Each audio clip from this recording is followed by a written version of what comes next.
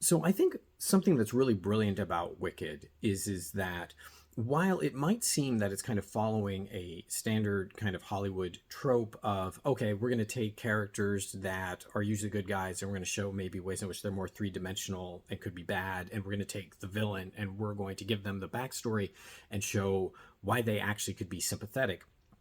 I think what Wicked actually does is take what is profoundly obvious about the Wizard of Oz and go, wait a minute, haven't we always had in front of our eyes the fact that two of the principal good guys in the original Wizard of Oz are actually acting horribly? Like, we don't have to go into backstory and rewrite them. If we just look at their actions, they're doing terrible, terrible things. Well, what do I mean? Okay, the wizard. All right, and people might watch Wicked and go, well, okay, they've kind of rewritten the wizard as maybe a bad guy. Like, no, seriously, just look at him in The Wizard of Oz, right? The guy's a huckster, he's a charlatan, he's pretending to have magic powers that he doesn't. He decides to go ahead, and once he's going to go home to help, presumably to help Dorothy, maybe, he abandons all of his people to the care of a scarecrow and a tin man and a lion that he doesn't actually know. Okay, good luck, everybody. They're in charge now.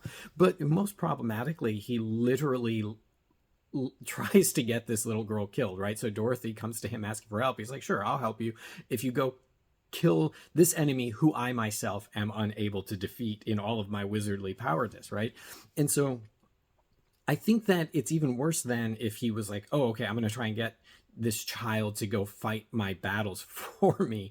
I think he's hoping that it's just going to solve the problem in terms of having to help Dorothy at all. Like, she'll probably die. I mean, if they do manage to get rid of, if they do manage to get rid of the Wicked Witch, great. So that's all monstrous. And then you look at Glinda, right? And she, at the end of the film, is telling Dorothy, oh, no, you actually can go home. You could go home the whole time. And the Scarecrow's like, well, why didn't you tell her this? Like, why'd you put her through all of this? Oh, because she had to learn the lesson herself. And, well, but what's the lesson that she, so you couldn't tell her, hey, by the way, you're going to learn that you can do this. You have this ability. I'm going to help get you, you get you there. Here, come in the bubble with me. None of that. She just kind of leaves her to deal with it for the most part. She helps her a little bit here and there.